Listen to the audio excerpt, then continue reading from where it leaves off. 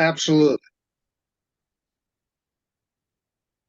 Great. Well, welcome everybody. I see most people that I know are on the review board. I don't see Paul Edgar yet. Paul, where are you? No, no, Paul, Not yet. not yet. Let's see. Megan, Rick, Sherry, Joy, you're here. I'm going to remain silent most of this meeting. My grandkids left me and my wife both with terrible, terrible colds. And unless you want to hear me blowing my nose and sneezing, I'll stay on mute most of the meeting. Yeah. We understand. So it is 7:02, and we don't have Paul, but Pam is here. Hi, Pam. Hi. Rick is here. Oh, good to see you. Howard's here. I see his name. I saw his picture a while ago, but I don't see his picture anymore. Howard, I know you're there somewhere. Megan, there you are. Hi. Sherry, good to see you again. And I'm here, sort of. So, barring Paul's absence, I think you can go ahead and get started, Joy. We do have a quorum. That's Yeah. for sure. And Timothy, I see that you have joined us as a panelist. Would you like to introduce yourself? Sure. So I'm John Timothy Richard. I'm the architect that works with Clackamas County Children's Commission, and I prepared the drawings for the Sandy Ridge replacement of the porch and landscape and play area cover. Okay. And with me tonight is also Laura, who is from Clackamas County, and she's facilities director. I'll let her introduce herself. Good evening. Nice to meet all of you. I'm the facilities manager for Clackamas County Children's Commission, and I will be doing most of the work alongside Tim. Nice to meet everybody. Thank you both for joining us. You will have an opportunity to provide a little presentation or comments after staff provides a summary of the staff report for your application. But first order of business on our agenda is actually public comment, and there are no attendees. So people must not be concerned about the work that you're proposing for the historic structure that is known as the Sandy School. So that is always a good indication that you all are doing good work for a historic structure. But before your opportunity to speak, I will go ahead and share a little bit about the project from staff's perspective, and review and answer any questions that the board may have about specific criteria.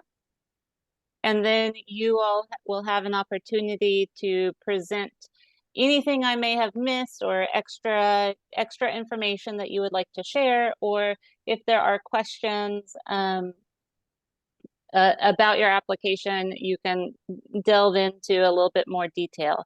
After that, the board will deliberate on the application and discuss anything that was talked about and their positions, and they will make a recommendation to staff. And then staff will issue a decision within a couple of weeks, and there is a 12-day appeal period following the issuance of a land use decision of this type. And so you're almost there. If the Historic Review Board recommends approval, and you will hear any concerns that they have today during today's meeting.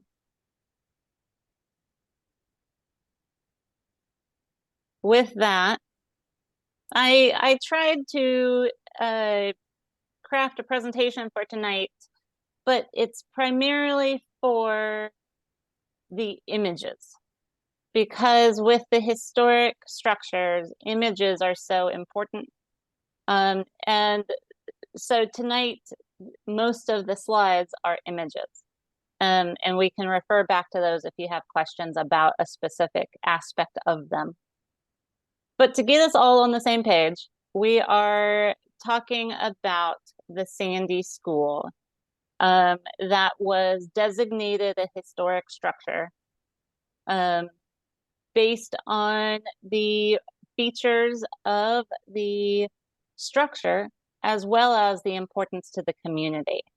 And the structure had the symmetrical facade and classically inspired porch features, the box eaves, the hipped bell tower, and the bevel siding, in addition to the other details that you found in the staff report. During our meeting last month, we talked about how historic structures change over time. It happens. And there are some changes to the Sandy School that apply to tonight's changes that are being proposed. And so I wanted to go a little bit into that history so that we're all on the same page. In 1994, there were minor alterations and maintenance that included the addition of handicap access that appears to be using the entrance that will be that is being proposed to be updated. And so this was the first land use application that I found that was related to the back part of the building that is where the sunshade and the stair modification is anticipated. And one of the things that is interesting to note is that the work shown here is on the addition built in the 50s. And the hip roof shown will be replaced and a slat roof added, or replace the slat roof that was added in the 50s. And so there was work done on the historic structure back in the 50s. As indicated in our code, historic structures change over time. And that is part of why we need a historic review board to make sure that those changes are in line and do not remove the historic character of the structure. In 2019, a lot of maintenance was done to protect the historic structure from deterioration. And the hip roof porch and the siding were maintained. They talk also of the northwest corner and restoration of handrails and the tower.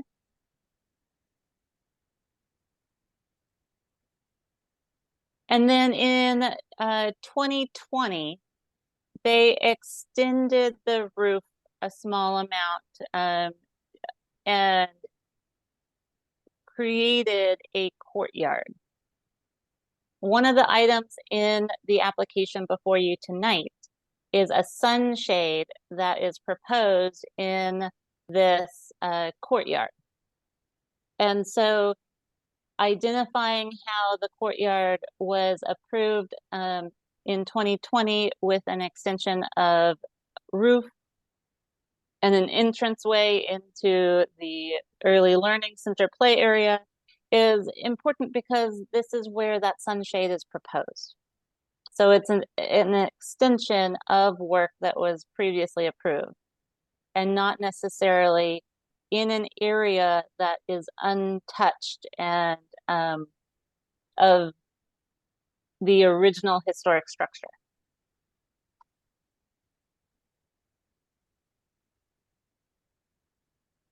To be on the same page on where this Sandy School is located, it's located just north of Highway 211 and west of Southeast 362nd Drive. It is a pretty open landscape there. And in the application materials, the applicant indicated that that is one reason they're proposing landscaping, is because of the wind and wanting to shield the guests and students of the school from the wind. The aerial image here on the screen shows you that handicap access and this area of porch that has routinely been in the applications that have modified the structure. We're here tonight to consider replacing the doors that are here as well as the stairs. People passing by on the highway would consider this area the front, the area to the south that faces south on the building.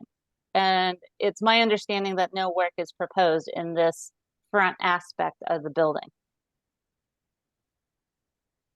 The site plan identifies the proposed work being the porch and stair restoration project, as well as the landscaping.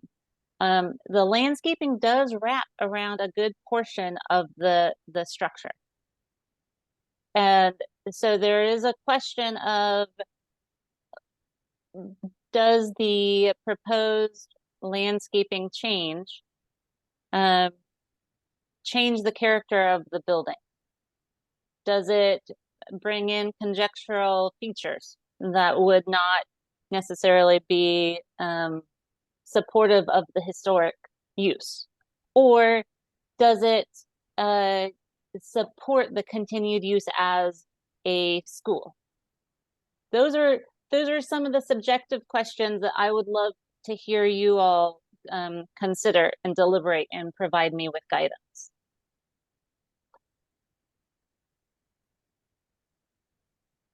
The covered porch and the landing, the applicant indicated that these changes are needed to reduce water infiltration and further damage of the building.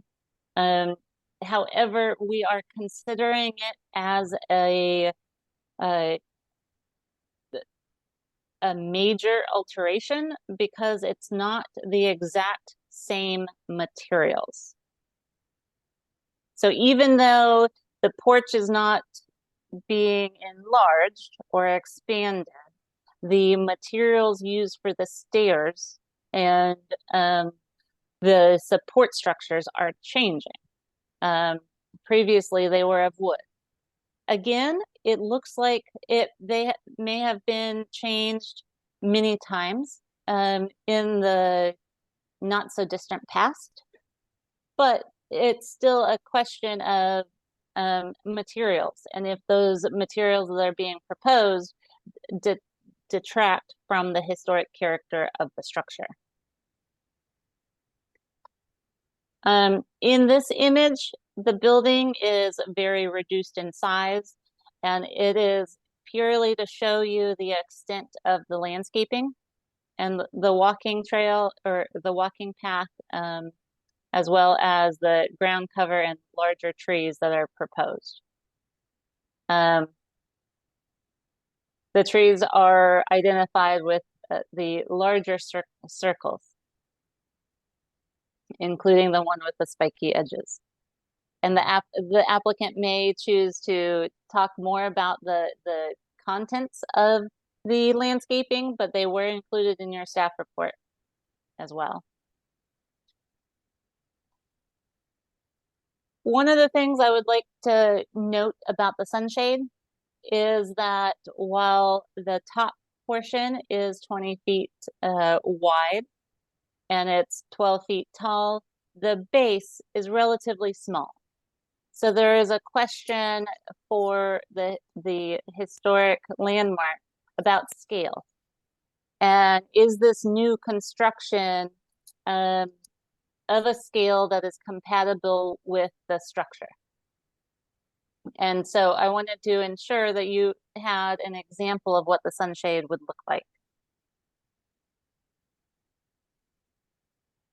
This slide is the tax map that identifies the school property here. And for the new members of the Historic Review Board, when you pull up a tax map in Clackamas County that you can download from our online mapping system called CMAP, the tax map often has these circles, and these circles represent the Barlow Trail. And so what is really, from a historic perspective, nothing to do with their application that we have before us tonight. But for your information, the Barlow Trail does go right behind the subject property. And so if the adjacent property or even this subject property, if they were proposing a new structure like a garage or a shed or a house, you all would see it because of the proximity of the Barlow Trail. If it's within 20 feet or 40 feet of the Barlow Trail, it would come before the Historic Review Board. But you can see the historic location on our tax maps. So the major alteration criteria, the questions before you tonight are whether the chair or the stairs and the door modifications are a minimal change, and if they have any change to the defining characteristics of the building, its site, or the environment of the historic landmark.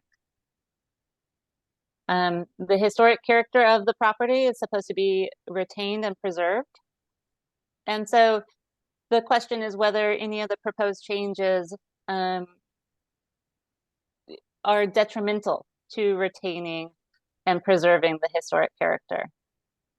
And although each property changes as a physical record of place and use, we can't add conjectural features or architectural elements from other buildings that provide a false sense of historic attributes of a historic landmark. So as you saw in my staff report, I did not find that the stairs or front door replacement would reduce the historic character of the structure because the stairs are being replaced in the same scale, height, and colors, and the steel supports are down underneath it. And most people walking on those stairs will have no idea whether they're wood or steel. And from afar, because it's the same scale and same color, it will have less impact than, say, if it was a porch that was twice as large. The applicant identified that the new doors would match the existing style, material, and color, and it's just a new door.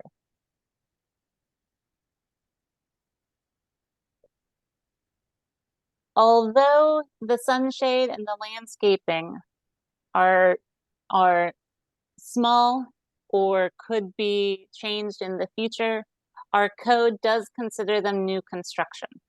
And so this was an interesting application because it had both the major alteration as well as the new construction. And so there are two different sections of the code that apply to these two different types of proposed changes to the structure. And the guidance that I was hoping to get from you all tonight is whether the landscaping what would be compatible with the overall historic setting, and whether the sunshade would detract from the historic character of the landmark.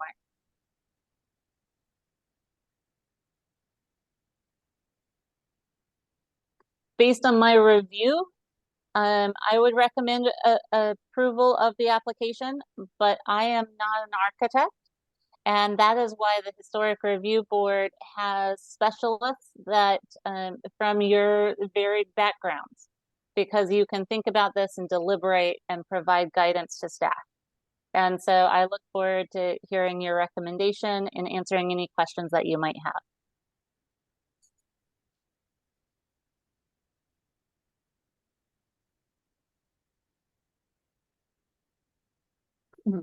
There's Paul Edgar.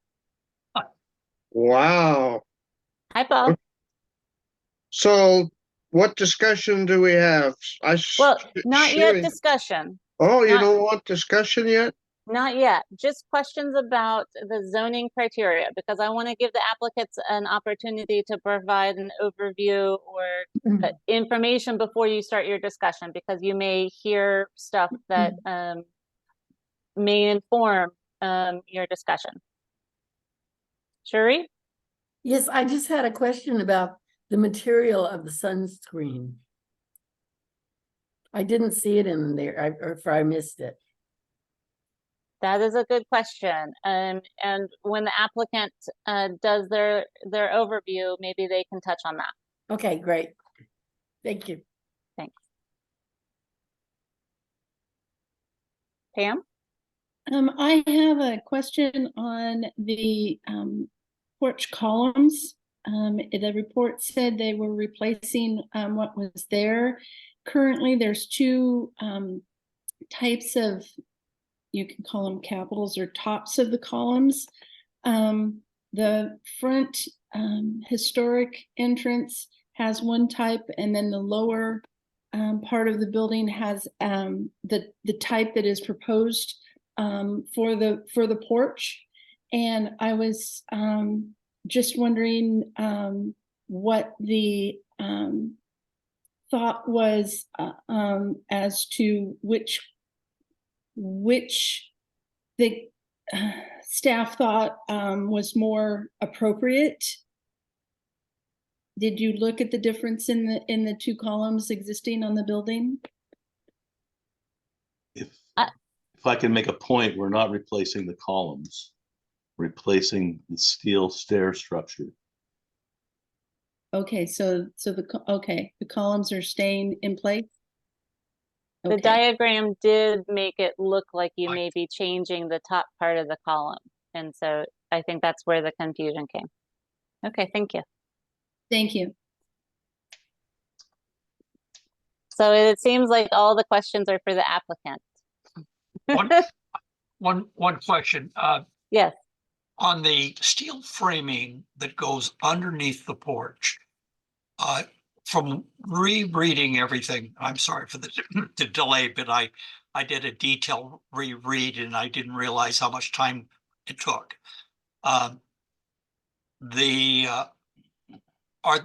They're painted in identically the same color. Is there any way, does it diffuse the view, or is there a way that it could? Is there any way that the steel framing could be better hidden or painted in such a way that no one knows that it's steel? That's all. I'm just trying to figure out if there's something that could be done to make sure that it just kind of disappears from sight and mind. There's always things that can be done.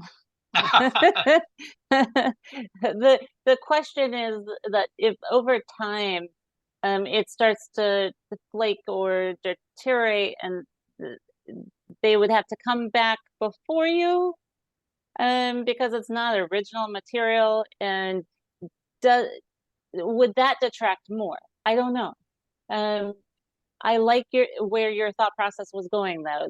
How can we make it blend into the structure and show that it's not changing, or Yes. reduce the visual change of the structure? Rick, I see your hand up. Yeah, this is just more of a general question. It's much for me being one of the newbies. When you talk about the landscaping, can you just give me a couple ideas of what would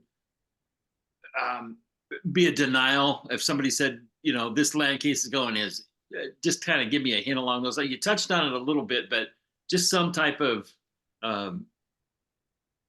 point of reference for that. I personally don't think my point of reference for landscaping that I usually use is looking at the designation of a historic landmark. They will make note of significant landscape features that contribute to the historic character of the structure. So it might be a rock wall around a sitting area that included maple trees and a giant oak tree.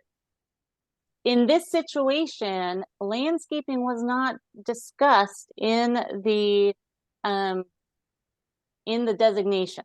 And so I don't think it's detracting from it unless the addition of landscaping detracts, because they're not proposing to change any historic landscaping that contributed to the historic significance, but they're adding landscaping to an area that appears to have been pretty open field for as long as I could see, except for those large Douglas fir that are spaced along that eastern side. So Rick, I apologize that I don't have an example where an addition of landscaping would necessarily change the historic character, because I have not seen one yet in my career. Okay. But you may find that it may. And so that is a question for you all.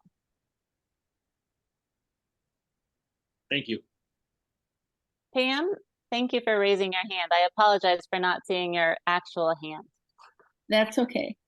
As it says, we're asking a few questions about the landscape. I was just wondering if staff looked at whether or not all of the landscaping proposed was native. I did take a look at that. I was impressed with the amount of native species that were being proposed, including the dogwood and the Oregon grapes. I did not see any exotic invasives that caused concern, but our code doesn't actually prohibit or identify the requirement of having native. Does that make sense? Okay.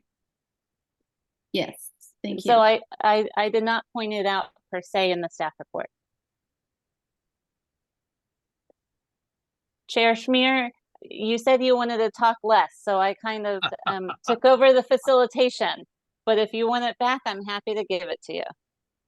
Well, I just have a couple comments on the landscaping. I'll take my hand down while I'm thinking about it. I have seen a couple applications, historic landmark designations in the past that mention the landscaping. Just a couple that, a tree here or a tree there and that sort of thing. But as you say, at least I'll take your word for it. In this particular case, nothing was mentioned about the landscaping. And that makes sense. Back when a building such as this was constructed, landscaping wasn't high on the list. My thoughts, though, on the landscaping are that I thought it was very ambitious. I'll use the word ambitious.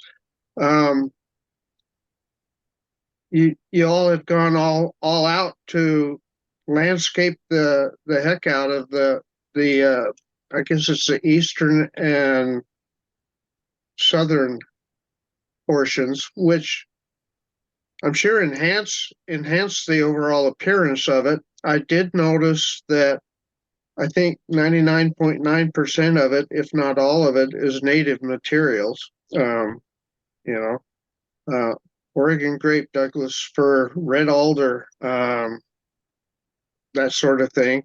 Acrostophilus uvarusi, one of my favorites. Um, um, and my only concern when I looked at that landscape plan was that the the tall growing trees, the Douglas fir and the red alder, wouldn't really, as they get larger, block the view of the building from the main highway, which is the main viewing point of this structure. And it didn't look like they did. The red alders on the east side, and there were a couple Douglas fir out on the main highway, but they weren't directly in front of it. Landscaping's come and they go. When I said it was overly ambitious, to me it was overly ambitious. I find pulling weeds and keeping the weeds out of my landscaping a lot more labor intensive than mowing a little grass once in a while. So that's your choice, I guess. But I just thought it was kind of ambitious. And I guess it's obvious that an ambitious landscape design like that doesn't really necessarily fit in with the era of the original building. But at the same time, we want that building to be functional. We want it to be used, or it's just going to go into disrepair like so many others do. So personally, I don't think that an aggressive landscaping should stand in the way of approving the application. But I just thought it was pretty aggressive.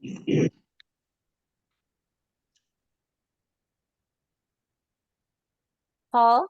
I would echo that same thing because I historically that was more minimal and kids were allowed to play outside, and there wasn't a lot of things that in that area that would have wanted to inhibit that use. The biggest concern I have is the sunshade. I find it still, even though it's minor in the square footage or the impact of the gross size of the lot or the parcel, but I would have rather seen something that would be a sunshade that would be some type of structure that would mimic and what we would have normally found in a playground or a yard where somebody could get out from under the rain. But as this is really a step into something that's pretty modern, not pretty modern, very modern, and that's that in the landscaping side is a concern that I have. I don't know if everybody else shares it, but I just think that we could have had something that could have accomplished the same thing, but more historically found during that period. Thank you. Thank you for sharing your comments. Before we get into more discussion and leanings of the Historic Review Board members, let's give the applicants a chance to add or address any questions that they may want to address that they've heard so far and add to what staff said. Thank you. Again, thanks for having us here. Interesting, I didn't know about the 94 date of the OTAC work that was done on the building. The building was moved to the site in the 1950s. When it was a single room building, it was around the corner and it was moved to this site. That work that OTAC did was to create the side entry off of the parking lot that was developed for the main entry of the building. And you are correct, the main street facing facade and that entry is currently goes right into one of the classrooms, and that's used for an egress only. We are proposing to do some repair on that porch just to bring it up, so that it looks appropriate, just with minor repairs. Currently, the concrete steps have cracked. There is no concrete walkway to those front steps, so that's part of the landscape, is to create an exit path for that egress function of that front classroom. The work we're doing on the stairs were, again, done in that 1994 work. They are they're degraded greatly. They have a metal bracket and glulam, or actually wooden stringers that are degraded quite a bit. There have been minor repairs for those, so they're still functioning. But the idea was to replace those with a good weather resistant, because they're very exposed to the weather there. Materials that would basically emulate the original wood stair, which again is not historic, and be able to be maintained and be safe for the passage of the families that move through that doorway every day for the function of the school. The steel, again, we're not replacing the columns on the porch itself, we're replacing the walkway extension from the stair to that front porch. And the steel is underneath that structure. And then the handrails currently are a black metal steel handrail, and we're proposing just to replace them with a like kind. The doorway itself, again, the door is just worn out, basically. It gets a lot of weather again, and we're just looking to put in a new door, same type material and function, basically. Trying to look down my list here. The landscaping, as you mentioned, I suspect that when the school was first built, kids did run all around the building. Now with kids really have to be contained. So the play area has been constructed in the back of the property, where they have a play area and a track and everything. The other project, which we did in 2020, was to create that lower courtyard for the Early Learning Center. And we added that porch and that back walkway. And that's where we're proposing the sunshade. Before I get to the sunshade, let me go back to the front of the building. It's incredibly windswept, as you probably know. I mean, you're on top of a ridge, and they've tried to have landscaping there before, and it just gets, literally right now, it's bark dust and fabric and weeds. And so what we're trying to do is come in with a little bit of a wind block along the road and create some wind protection for the site, and then create just a more maintainable landscape. Even though I understand it's maybe overly planted. Greenworks PC Landscape Architects put that together. A lot of it's ground cover, to try to get some ground cover on there to kind of resist some of that heavy wind that's blowing through there. So that was the intent of the landscape. Currently, kids do not go into either the south side or that east side of the building. Those are not places where the kids are allowed to go and play. So it is just a forefront to the building. Just to mention, you went through a good talk about the restoration work in 2019. That was before I was involved in the project. But during the 2020 project, when we put in that lower courtyard, we actually did come back before this board, and we replaced all of the windows with like kind wood, double pane, beautiful windows. If you've looked at the side of the building, the east side of the building now, it's just really quite stunning that we replaced those buildings with monumental new Marvin, fiberglass windows that look identical to what was there. So, the client's concern and effort is to really maintain and keep this building functioning and within character. The play area is really, it's in the back of the building. It's beyond, can barely see it from the roadway. The shade structure is for these kids, which are from 3 months old to 5 years old, and they play in that lower courtyard. And the sun that's coming in there during the spring and fall, not right now, but during the spring and fall, is quite intense. And the need for that sunshade is to protect the children. And they're out there, multiple times a day playing in that lower courtyard, which I don't know if you've gone back to look at the work, but it's really quite nice. And it fits really well with the character of the building. The sunshade itself does have a steel post that comes out from a subgrade foundation, so you don't see any foundation work. The steel post comes up and cantilevers out, and that shade then covers that lower play area.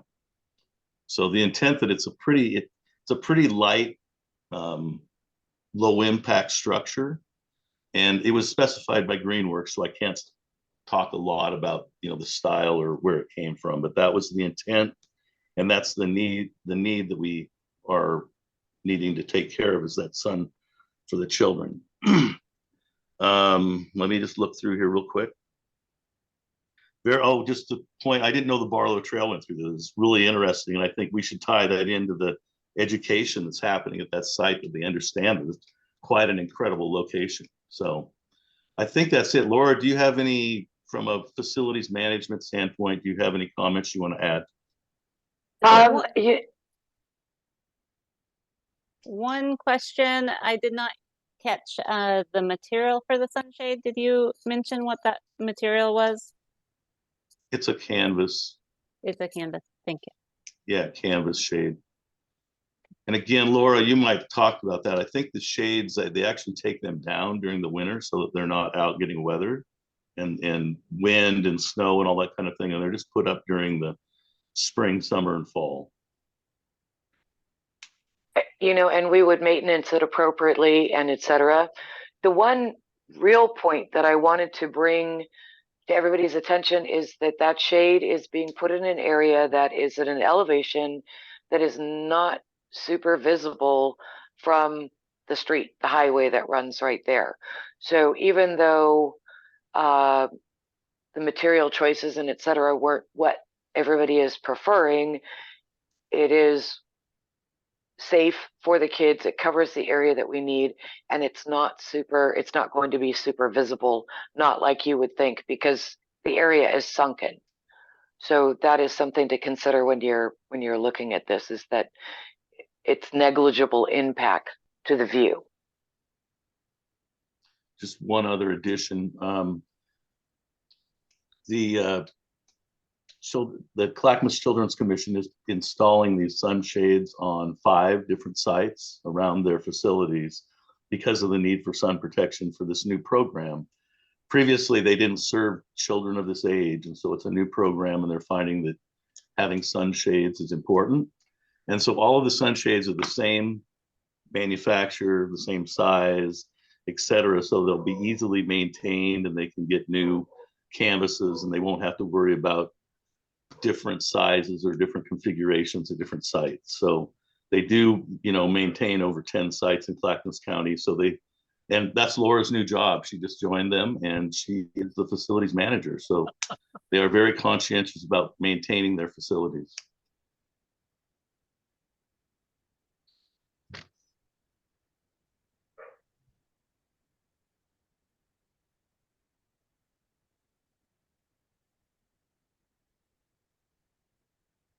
There it is.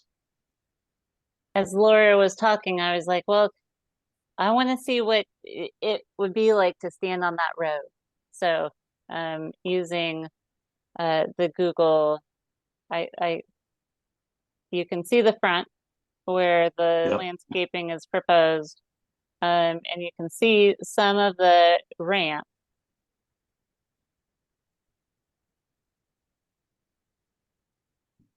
But the sunshade back in there would. Yes, it's back there.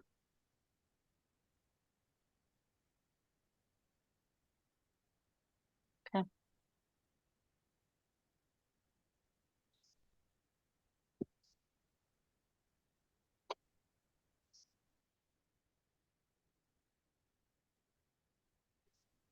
Well, this is the fun part where the Historic Review Board members get to talk and discuss and deliberate and exchange ideas and concerns and lack of concerns. So I can call the names that I see with the hands going up first, and in this situation, it would be actually Rick Cook, followed by Chair Schmier. Rick, you're still muted, so we can't hear you. Some people would appreciate that.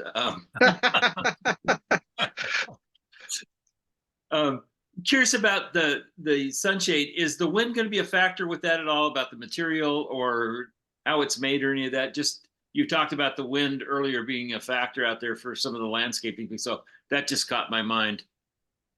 So the wind is really coming at the front of the building mostly. I mean, it does come from all directions because you're on top of a hill.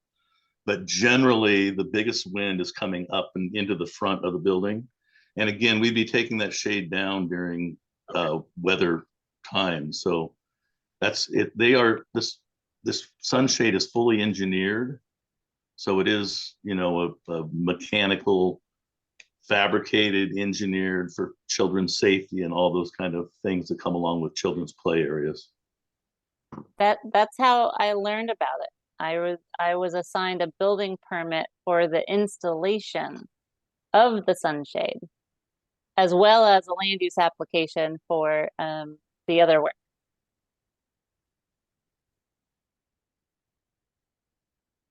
Chair Schmier? Yeah, Joy, could you put up the landscape plan for me?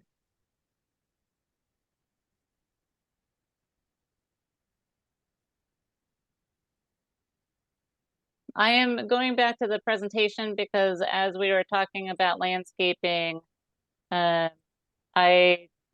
There blew it it up. Yeah. And so in case you wanted to see the species, it's blown up, so it's not at scale, but you can see the front entrance of the building, the highway, and then the larger trees off to the side. And the reason I wanted to see that again, because just to refresh my memory, was there's 2 Douglas fir out front. And as Richard pointed out, the winds generally in Oregon are from the southwest, and so they're coming up on that side of the building. The way they're positioned, those 2 Douglas fir are positioned, they are off to the side. They're not directly in front of the building, but when they get to be 100-foot tall, they're going to be prone to uprooting. And I wouldn't want to see them uprooting and hitting the front of that building. So perhaps a different variety that doesn't grow quite so tall up there in that area would be a better choice. Otherwise, I think you're going to find yourself having to continually retop those Douglas firs over the course of the next 50 years or so. None of us will be around, but that's what happens. Douglas fir are prone to uprooting, and so that's about the only concern I will raise about the landscaping. As has been pointed out, the sunshade is in the back corner. Almost all of the improvements over the years have been to that back northwest corner and very little out to the front. So this is just another iteration of improvements and that need to be made. It is Oregon after all, and wood does decompose. And so the stairs and the supporting mechanisms for the stairs don't concern me as far as historical integrity. It'll help preserve the building and reduce the amount of maintenance that has to be done. What else did I have? I think that's about it. I just had some concerns about those Douglas firs, and I think that's about all I have. Thank you, Chair Schmier. The next hand that I saw go up was Pam's. Thank you. Yeah, I agree. I don't have too many concerns about the work on the porch. Concrete was a building material in 1915. There's other concrete on the building. For me, it blends in with the ramp that was added on, and makes it a little more cohesive elevation on that side. So the porch renovations and the doors, as long as they're not touching the columns, I'm good. The sunshade, concerned about the size. The 20 feet is an awfully big area. But I was out there. I did go out and I did look at the building, and that area is a little lower. So it does not really affect the view of the building. I do like that the sunshade is a low profile. It's got the one arm and then extends over, and it is easily removable, so it's not getting attached to the building.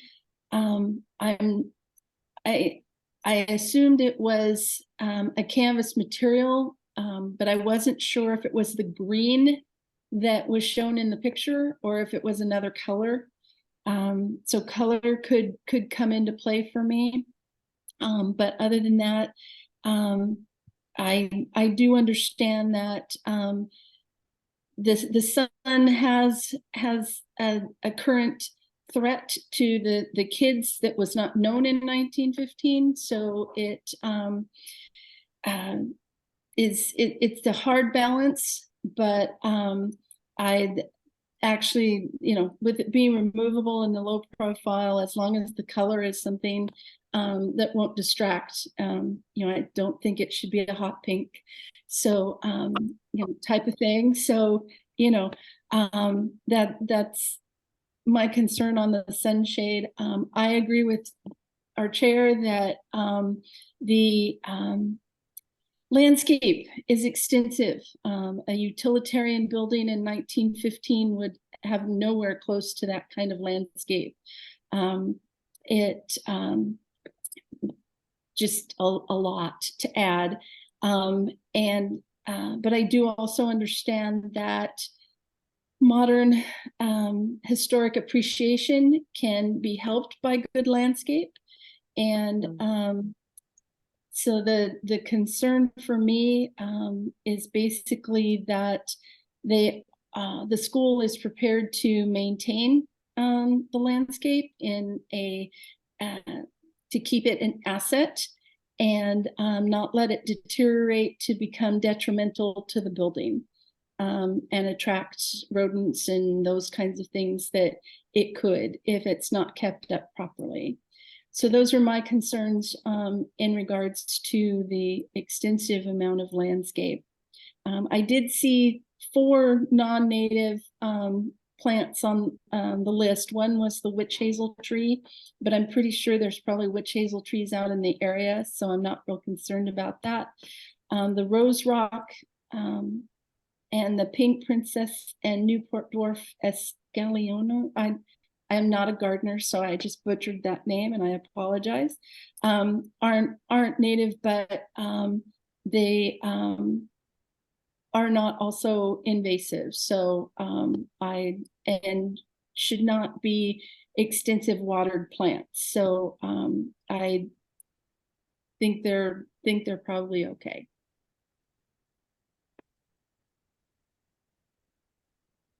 Megan? Thank you. I mirror some of the comments that have been made as far as the entrance and the steel and and fixing the problem with the door and the leaking. I think that all looks great as far as the coding goes and as major alterations. I think as we look at these historic structures, some of these modern materials make more sense. Otherwise, you're replacing wood over and over. If you don't resolve an issue of like the leaking down below, then you're further implying detriment to the building if it's going to rot and affect the structure. I disagree with the aggressive landscaping, but I am a gardener and have a permaculture background. And I thought that this was a really well laid out landscape plan. It looks aggressive because there's a lot in a small area on this map. But if you look at the plants, most of them are low growing ground cover and shrubbery. The kinnikinnick, the strawberry, they're not going to get big. What they're going to help with is the soil preservation, erosion, and especially since this is a high wind area, these all have quick growing roots that will help further hold, the structure around the building, because in those high wind areas, that topsoil erosion is happening. And so not only getting the plants there to have the windbreak for preventing the wind hitting the children, hitting the building, it's going to actually preserve the ground and soil of that surrounding area. It looks like a lot, but if you look at, they're 1, 2 gallon, few 5 gallon size plants, and the shrubs like the Oregon grape and the currant don't get they can get big. They don't get huge, so they're not going to deter from seeing the building, blocking the view of it. I appreciated most of them being native. The ones that aren't native have benefit to pollinators in the area, so I didn't see anything that was concern. They add beauty, and as Pam was just saying, they bring engagement to a historic site. So I think that there is room for balance there. We're not going to landscape the way they did 1915, 1950s. I've done a lot of research with historic schools, and it can go either way. If they had teachers really engaged with botany and the natural world, they did more to disturb the surrounding areas. A lot of times it was just a school plopped in a field or farmland, and that was the last thing they thought of. So that's where we have that blend of preserving the history, which the building is really well maintained with the historic integrity of the building. And we connect with a little bit more, the knowledge we've gained over the last 100+ years of maintaining sites. And as far as the Douglas fir, they're proposing 8-foot Douglas fir. It's going to take a really long time for those to grow and become a problem if the soil is maintained around them. Yes, Douglas fir grow with shallow roots. We've got probably 35, 150-year-old Douglas fir on our property. We've never lost one yet, because we pay attention to the soil around them, the plants around them, what they're getting hit with. So I think planting the trees with the other plants that can help maintain soil moisture, but also disperse rain and weather. It looks like a really big blend. I don't see a concern for the building, and of course the maintenance of the building over the next 100 years, that will all come into play. And then as far as the sunshade, it is a very modern structure but it, again, serves a current need. And looking at the Google Street View, when you're seeing back into that elevation of that courtyard, if it is the green shade, I think it will blend in. It won't even really be noticeable because there was the trees and the horizon behind with some additional greenery and that good old Oregon green. As I think it's been really well thought out with the foundation and the structure in the applicant's application and not the staff review. There were 50 pages on the sunshade that is looking through, and it looks like it's a well-made product, well thought out. I did have that concern being a high wind area if it was going to be removed or not, and a replaceable material. So even though it isn't modern, I don't think you would find, or historic, I don't think you'd find 19th century early schoolhouses that would have sunshade because they just weren't thinking about that. necessarily, or there were lots of big trees around in a lot of places where there was natural occurring shade. And I really just want to say appreciate the staff review. That was really well laid out and made it easy to compare the coding and the application, even though I did also read through all the coding. This was a big learning curve being new here on the committee, but I don't have any major concerns for this application as far as the zoning and the historic significance of the building.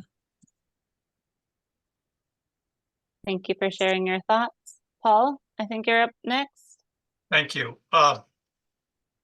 First of all, I think this is higher and better use, and I applaud saving the school and actually physically using it in the best way we can. And some of the steel underneath, if we could make it kind of disappear out of sight so it does not stand out in any way, I'm fine. The fact that you already are using these sunshades means you know what you've got, and it may minimize the maintenance because of knowledge. Okay, we just need to make sure that the use of the school helps be part of sustaining the school, and I think that that's happening, and that's should be applauded because it's all in the right direction. We don't want to have more schools, historic schools, disappearing. The Douglas firs, I have two in it, Douglas firs that are 150 feet in front of our 1880 house. And I can tell you that they're to a degree, we're trying to be very smart, but they shed like hell.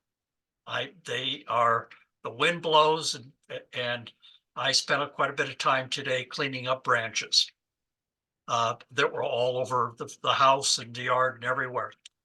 But I just think that sometimes Douglas firs up there is what was there. You know, it's not like we're changing something.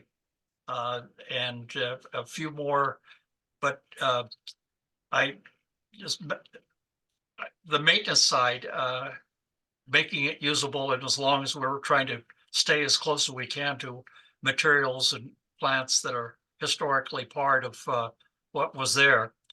But I think it's a lot of aggressive plants, but it looks good, and I'm in favor of approving it as recommended. Thank you.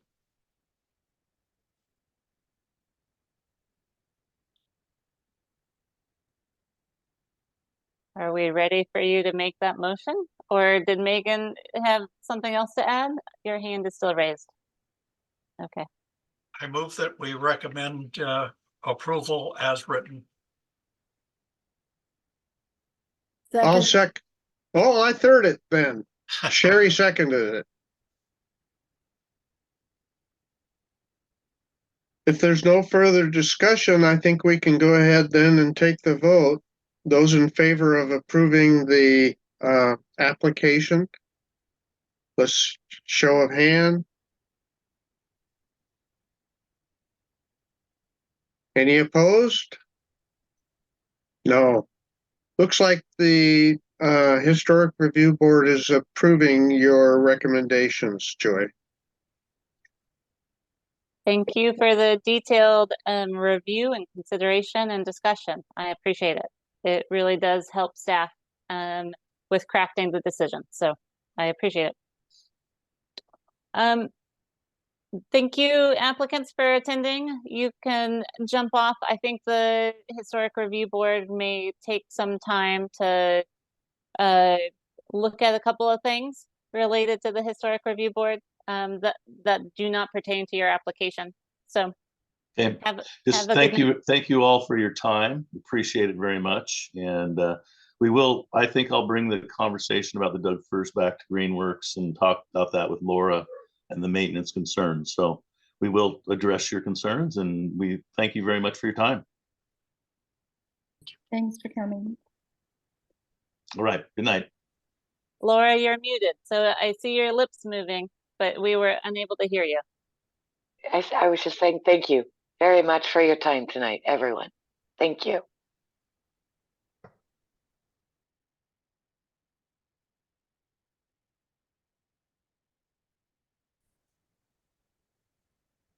So on the agenda, there was an opportunity to look at goals for 2023. And I wanted to share a letter that I got from the Mark Prairie Historical Society.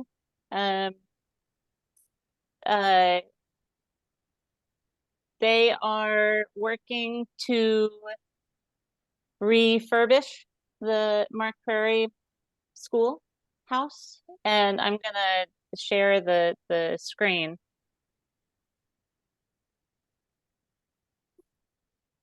They had a tree fall on the building, and so some of the older Historic Review Board members may remember the Mark Prairie Historical School coming before the Historic Review Board to get approval for the repair and restoration. They've done a lot of work, but they are still working. And I'm sure that they sent the appeal letter to everyone that they could think of. However, during our meeting in December, there was some discussion of the benefit of using historic sites as demonstration projects and possibly going after a certified local government or CLG grant. And so when I got this, I thought it may tie into your discussion tonight. And so I wanted to share that with you. As a government entity, and as Historic Review Board members, there is no expectation or reason why you should, as individuals, donate your money. That is not why I brought it to you. I brought it to you because they are still working, and because it talks about another schoolhouse, and we just considered one tonight. And the question of, with all of the repairs and maintenance that is needed when a historic schoolhouse is not being used for a school, but is used for community events, is there a way that we can support the maintenance as a certified local government? And is that one of your goals for this year?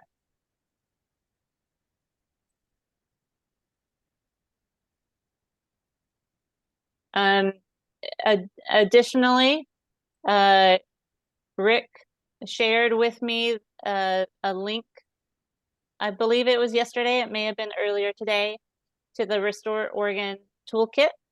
And so that would be another thing that we could discuss. It is 8:10, so being mindful of time, but also providing a space if you wanted to discuss your goals for 2024. I'd be happy to let you all have time to talk.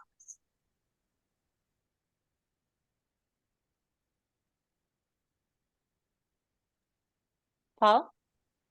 What are all of the potential vehicles for potentially raising some funds in support of historic properties? I've been on an urban renewal commission, and I understand enterprise zones, and I'm just trying to think of different things that might we might be able to use as a potential sustaining revenue stream that could potentially help us, and maybe in the future actually get other buildings that maybe should be protected or recognized brought in. But it's what are some of the options we have to be more aggressive about trying to help in the funding of schools. We saw with the Kara School, just saving it was difficult, but now the burden of where it sits needs to be, the people are working hard to try to raise the funds to make sure that they can complete the project. And so taxing people is not something that anybody wants to suggest without, looking at Harry Carey. But we got to do something to, and that's what my appeal is I think we should be proactive. So that is where the Historic Review Board is not an advocacy group, and it is not a granting agency. Yes. People want Clackamas County to do more to protect historic resources. And one of the ways that Clackamas County supports the maintenance of historic structures is by having no land use application fees. So the application that you heard today took a lot of my time. And our application fees are set based on the amount of staff time and review that's necessary. And a comparable application fee for something that was not a historic landmark would probably be over $900. And so we are supporting historic landmarks by not charging a fee for the Historic Review Board review, and the preservation that the Historic Review Board does by reviewing changes. You guys may have found something that was way out of line and worked with the applicant to get it back into a comparable or compatible space that you could get behind. That is how Clackamas County has historically supported historic preservation. We are a certified local government. And so the one and only grant that is only available to certified local governments is the CLG grant. As private entities, as nonprofits, the Viola Schoolhouse or the Mark Prairie Schoolhouse, they can go after grants through the Kinsman Foundation, Restore Oregon, SHPO. They can get grants from other entities to do the work. But the one place that the Historic Review Board can impact funding is through the Certified Local Government Program, because it's a pot of money that can only be distributed to certified local governments, and you are one of them. So while you're not an advocacy group, so you can't become a granting agency, you probably shouldn't, as a Historic Review Board member, say, hey, so-and-so is looking for money, please donate. As Paul Edgar, you can, but not as Paul Edgar Historic Review Board member. So there's that fine line of we are supporting historic landmarks through the work and the volunteer hours that you are providing. If we want to do it financially, we don't have the authority to raise taxes, but we do have the authority to go to the board in September and say, hey, as the Historic Review Board, we would like to apply for a certified local government grant. Would you give us permission to work with your staff to apply for this grant to facilitate the maintenance of a historic schoolhouse? That is something that you can do. If you want. Is that clear, Paul? Yeah, and I like that. I just would love to, I see so many buildings and so much that is historically important to the county. And much of that is not recognized.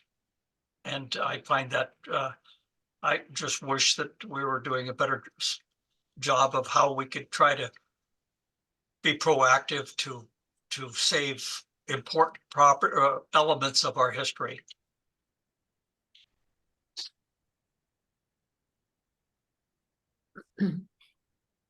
There are different ways different communities save that. In one of the previous jurisdictions I worked, we each historic review board member was assigned a certain number of historic landmarks. And it was their job throughout the year to touch base with the owners of those historic landmarks and remind them that they owned a historic landmark. And that anytime they were considering altering that exterior of the structure, that they needed to have the historic review board review that alteration. However, it took time, and I don't know if we have a list because we have so many of them. And so that might be the funding that the CLG grant goes to first, compiling an electronic list that is easy and can be distributed and can be used for outreach and education to historic landmark owners. I like that. Chair Schmier? Yeah, a couple years ago, I decided that in my ambition, I would draft a historic review board rescue plan. And I did jot down all kinds of ideas at the time that I thought might help. Not the Historic Review Board Rescue Plan, but the Clackamas County Historic Resources Rescue Plan, of which we are a part of. And education was a big one on my list. One of our applicants who evidently didn't get selected this go around really harped on education, education, education, education. Part of that education, I think obviously you've touched on, is educating those who currently own a historic resources to what is required of them. And perhaps educating those people as to what resources might be available to them, not necessarily from the county handing them money, but out there in the general public. From what I've seen, there's a huge void in that information. I know of one instance for sure that an owner of a historic resource in the Oak Grove area claimed he did not even know it was on the historic landmark list. And he made some alterations to it and got caught red-handed, and it cost him a lot of time and backpedaling and that sort of thing. So whether or not I've always wondered if there's a list somewhere, but to me, education is something that we could tackle. And if we could get a grant to help with that education, that would be a good first step. Whether or not it's appropriate to ask for money or ask for permission to get a grant for one particular project, I think could be problematic in that there's so many potential projects out there that would say, hey, wait, what about us? But education is something we could probably help with. Rick Cook, I saw your hand pop up. Yeah, along those lines, I just got an email, I think either yesterday or today, about the Restore Oregon Resource Toolkit, and it reminded me that I had been on their let's see, Heritage Barn Task Force for, I don't know, 5 years or something, and then they kind of phased that out. And we went around the state and did workshops about, here's some resources, here's some things you can do, here's how do you work with SHPO, you do the CLG grants and all those things. And it's that education piece. And before that, I'm on the outskirts of Lake Oswego, so I work with the Historic Resource Advisory Board, and they also have kind of a toolkit, a resource list, and some of those things. So I think those are out there. And maybe if we reached out to the local other historic resource boards and those things, that we could probably compile a pretty good list for, the entire county with that.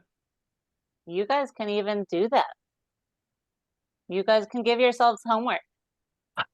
Say, hey, well, I'm going to go find 5 granting agencies that may help our historic schoolhouses. I'm going to go find 5 nonprofits that work with restoring structures, or I'm going to go find 5 contractors that work on historic structures. You're able to do that and share it with us during next month's meeting.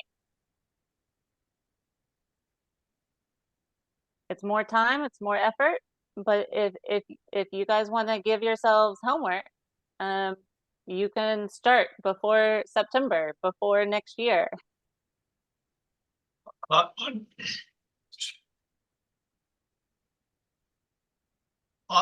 the where is the list identifying or how is it in the tax records where we understand which are historically designated structures? Where do we reference each and every one? As Historic Review Board members, if you want to set up a time to come to the office, we have hard copies of inventories from 2007. We have land use applications electronically that were the original designations of these properties. I can see if I can get a list in a 30-minute time frame that is extensive of what has been designated. But if it's more than 30 minutes or above my GIS skill level, then it may take some time before I can get that for you all. But we might be able to get an electronic list relatively easily. But we definitely have books in our office that have pictures from 2007 and have the original designation file number and inventories throughout the county. And then we have additional books that are other resources that are not designated. So we have a lot of resources, but it would just be coming to the county and taking a seat at this large table and going through these resources. Maybe that's what our goal needs to be, to assemble a master list, because if we were to decide to tackle educating current owners of historic resources, making them aware of what's available out there, whether it's grants or businesses that help with restorations or architectural features that are historically oriented. We need to know who our audience is, and we need a master list. And that might be something, I mean, you just said the most you could afford to spend on it would be 30 minutes. It's going to take more than 30 minutes. And it may not. It may not. Yeah. I don't know about that. But it may be something that, a couple of us have to do, is to go into the office and start cranking that out and seeing what we can come up with. My experience with Clackamas County is that it's not always as simple as that. Rick, I think you were first and then Megan. Yeah, I'm just curious. Wouldn't the county assessor's office be able to pull up the tax lot with HL on it? I mean, I look at my thing and there's a list and it's by zone, you're a HL or something like that. That's why I think it might only be a 30-minute task, Rick. Okay. Because we have the tax lot layers. It's just doing a search using the HL zoning overlay. And so it may in fact be a 30-minute search on GIS. But then there's the whole thing of how many of the structures are still there. Right. Next month, you are going to be looking at an outdoor patio cover on the Stew farm. William Stew, and I may be saying that incorrectly, STEWU, I believe. But the historic landmark designated a farm complex.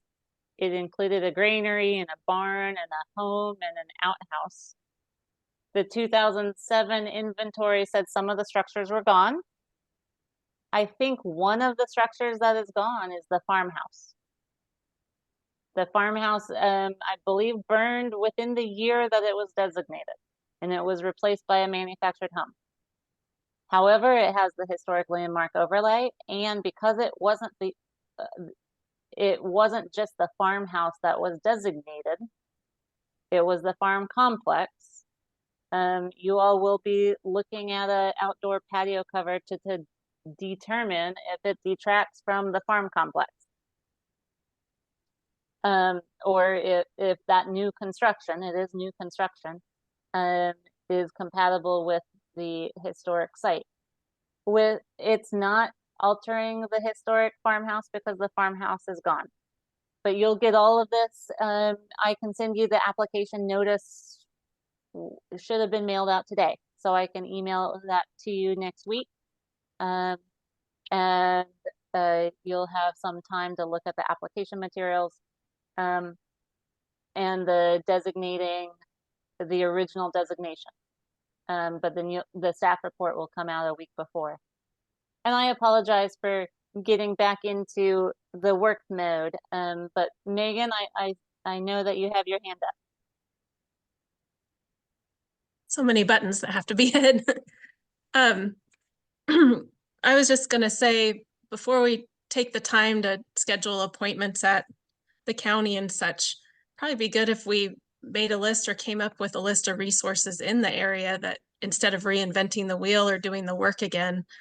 I know that several libraries, including the Clackamas County Family Historical Society and the Clackamas County Historical Society, have listings of historic designated buildings, as well as the cultural review inventories.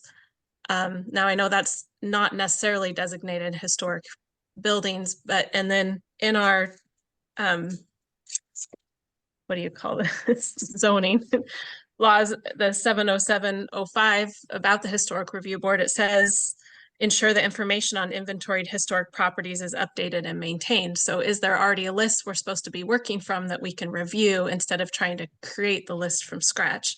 Now I know Joy would probably know this better than most, but like right now I'm working with Clackamas County Historical Society on a project building up their archives of historic buildings as well as old buildings in the area, and building the files so that when people come in and do research, we have a file by address and home. And they've got them scattered throughout all the archives, and we're just consolidating into one file cabinet. Wow. So there may be resources out there that we could, as a group, disperse. I know at Wilsonville Historic Society, we have several files on historic properties that also connect to the cultural inventory and whether buildings are standing or not. And we could gather some resources of what's out there and then see what we need to fill in as a work and make a working document. Because the list of properties designated historic landmarks will not tell you if the structures are still there. It will just tell you the properties When it that had the designation at some point and Mhm. still have the designation because they have not been removed. The designation has not been removed. So is there a working format, or is it in GIS where notes could be taken if we decided to take on updating that or inquiring into that? Is there a place, or do we need to create a spreadsheet on a server somewhere that? If it takes 30 minutes to download a list, it will be in an Excel spreadsheet form. It's just I don't know the information that will be on that list. Whether, because I have not tried to do this yet. And so I don't know what I'm gonna find when I try to tackle the GIS, because it most likely won't have property owner contact information or address or mailing anything. And so it may take time to gather that. And then it may be worth looking at the 2007 inventory to see what they found. Is the structure still there? Was it a farm complex or was it just a building? Was it a site or was it a district? So there is information that needs to be gathered. And if you guys want to start working on that list, I think that's a good goal for 2024. I agree with you, Chair. Yeah, it'd be great to know what we're starting with. I know I spent a lot of time on the county records.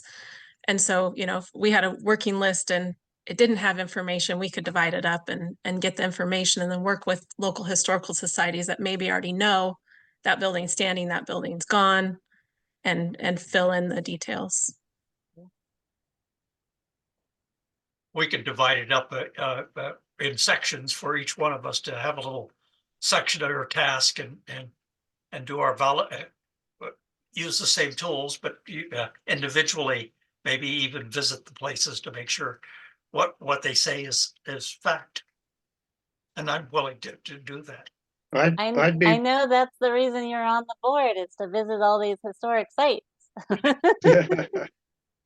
I'd be willing to help with that. I don't know how much, but some. Right. I'd support that as a goal. Yeah, thank you. Howard, we can see your face.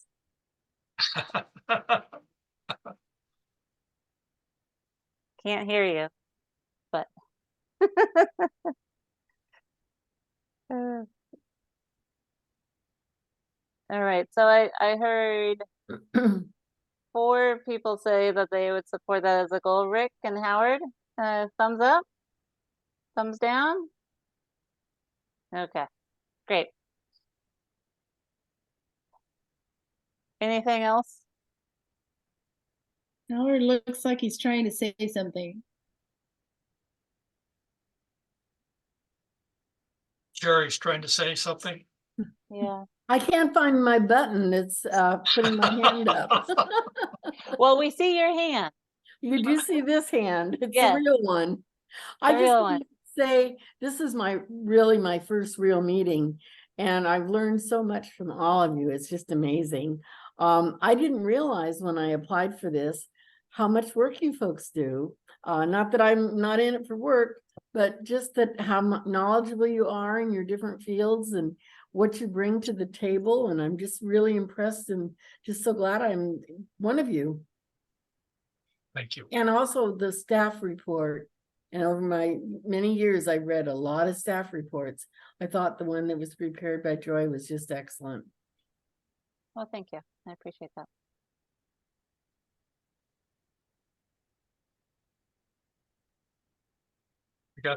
Let's move ahead. Is that your motion to close the meeting? Paul, make a motion. I move we close the meeting. Thank you. And I second the motion with appreciation from all of you. Thank you, everyone. All All those in favor? Aye. Aye. All right. All right. Thanks, everybody. Thank you, See Troy. you next month. See you next month. Bye.